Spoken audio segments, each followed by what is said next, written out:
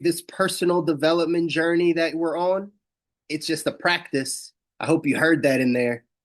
This is a practice. This is something, the reason why you show up here every Monday, Wednesday, Friday is because we're practicing. We're getting in the mental gym.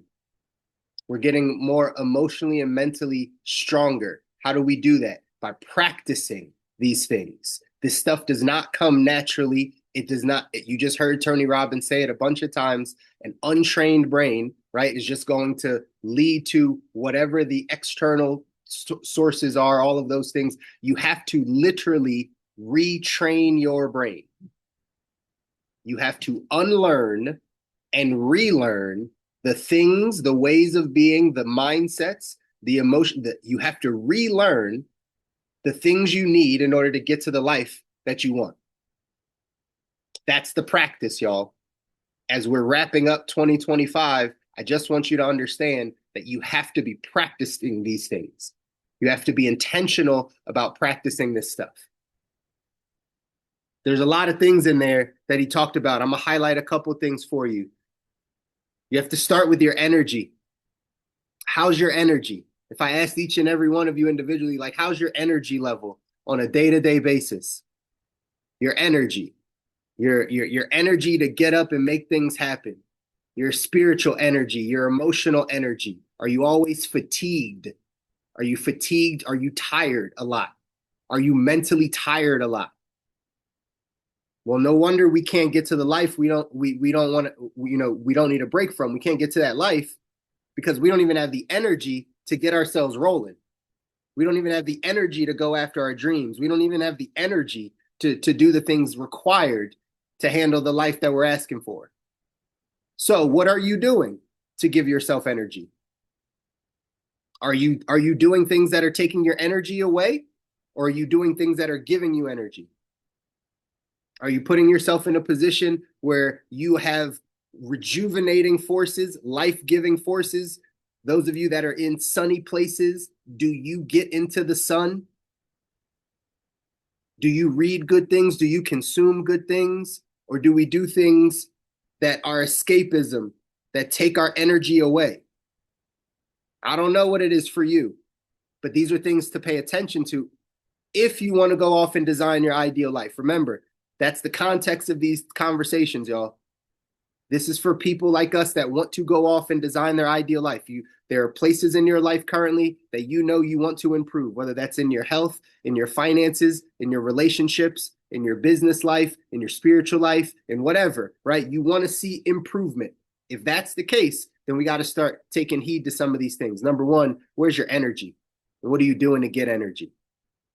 Tony Robbins talked about comparison. Comparison is the thief of joy. Comparison is the thief of joy. So if you find yourself comparing yourself, having an expectation for where you think you should be, what you think you should have done, all of those types of things, we need to, in 2026, leave that stuff behind. Leave that comparison behind. It's stealing your joy. It's giving you an unrealistic expectation of where you are and what you should be doing to get to the next level. Everyone's running their own race. You're running your own race.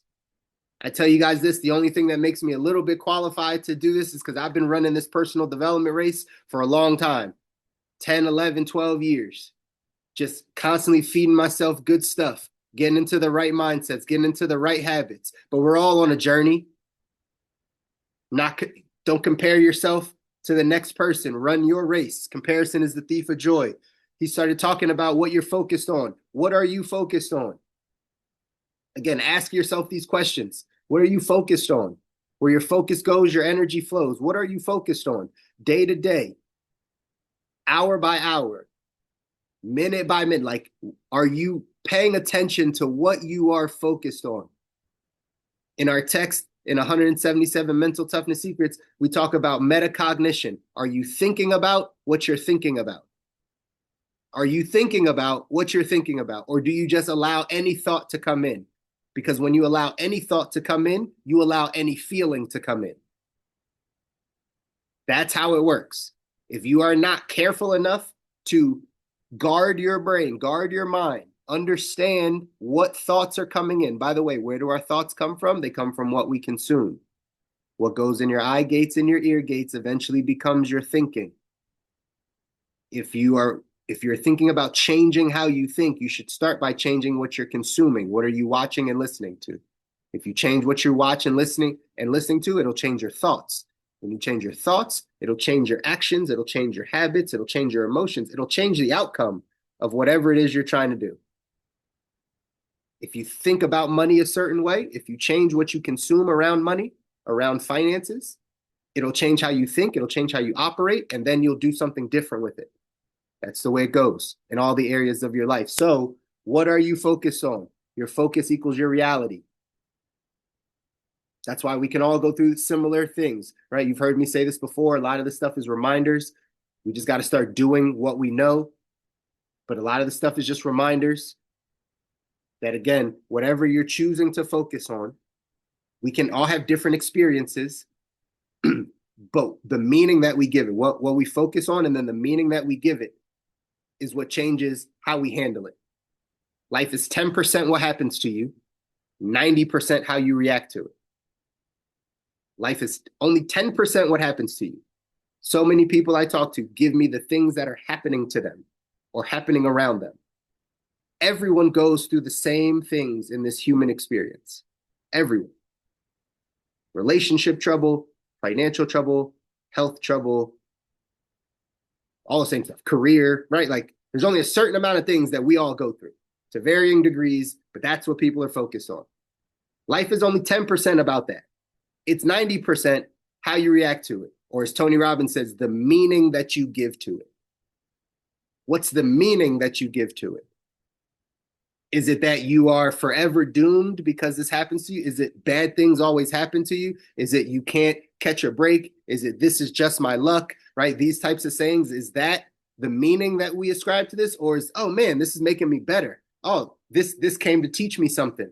Man, this is an opportunity for me to grow. Man, this is an opportunity for me to break out of my comfort zone. Man, like whatever meaning you choose to give that thing will determine how you go through it. The quality of your life is in the quality of your emotions. If we can't control our emotions, can't control your life, can't control your money, you can't control anything. But again, our emotions come from our thoughts. So if you change your thinking, you guys know, you can change your life, right? Are you focused on what you have versus what's missing? Are you focused on what you have or are you focused on what's missing? Again, ask yourself these questions as we're heading into a new year. Some of these things are just priming you to start thinking in the areas that you need to change, that you need to grow, that you need to learn, that you need to step out of your comfort zone, that you need to take a different thought into next year.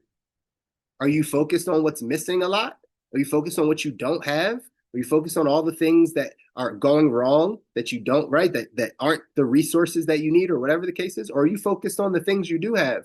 Are you focused on the abundance? Are you focused on the things you're grateful for?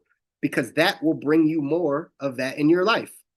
Where your focus goes, your energy flows. If you focus on the things you have, you'll feel like you have more things. You'll feel abundance. Abundance is a feeling. You'll feel abundant. If you feel like there's so much missing, you will feel lack. You will feel scarcity. It doesn't mean that that's true. It just means that's what you're focused on. And so we have to be able to snap out of this. We have to be able to practice this stuff, y'all. Never said this was going to be easy, but it's going to be worth it. It's going to be worth it. That future version of you is thanking you for doing this work, right? In our tech, number 155 says champions know their brain's primary purpose. This talks to the meaning that Tony Robbins was talking about. The meaning, that part of it. It says the great ones know the human brain's primary purpose is the preservation of the mind and body. Got it, right? Your brain is here to make sure your mind and body are safe. Hence that survival brain that Tony was talking about. But it says when an event occurs, the brain asks 3 questions. What is it? What does it mean? And what do I do? The answers determine how the performer responds to any given situation. The secret that champions have discovered is that what an event means is all based on the subjective perception of the performer and is therefore subject to change. If you change the perception of the event, you automatically change the brain's response to it. An example would be a salesperson facing rejection day in and day out. The middle-class thinker perceives this rejection to mean pain and suffering. The world-class perceives it as a completely necessary to justify being paid a large salary and healthy commissions. If the champion had the opportunity to remove rejection from the equation, she would refuse to do it. She would refuse to do it, knowing that the job would no longer be worth as much in the marketplace. Instead, she alters her perceptions to empower her as a professional performer. The same scenario could apply to someone in the middle of a divorce. The average thinker perceives the divorce as a personal failure. The world-class thinker sees it as a learning experience that will make him tougher and wiser. Which performer is right? Both, because perception to an emotional creature is reality. Again, perception to an emotional creature is reality. It sometimes appears that the masses allow themselves to suffer for the sake of suffering when all they have to do is make a subtle shift in their perceptions and reprogram what any given event means to them. While both experiencing the same event, the amateurs are suffering while the pros are dancing in the streets. The only difference lies in the way they manage and manipulate their emotions. How you view something will determine how you go through that. The story that you give it, the meaning that you give it. What does this mean? Those three questions the brain asks. What is it? First off, what is this? Secondly, what does this mean? That is subjective. That is from your mindset. You telling yourself what something means is based on your experiences, your thoughts, your information, your observations. It's based on you. It does not mean that it's right. This is where coaching and mentorship comes in. Because a coach, a mentor, somebody that can check out your blind spots, that does not have the same mindset as you, does not think the same, can give you a different perspective to help you create a different meaning so you can have a different reaction to go through that thing. I hope that makes sense.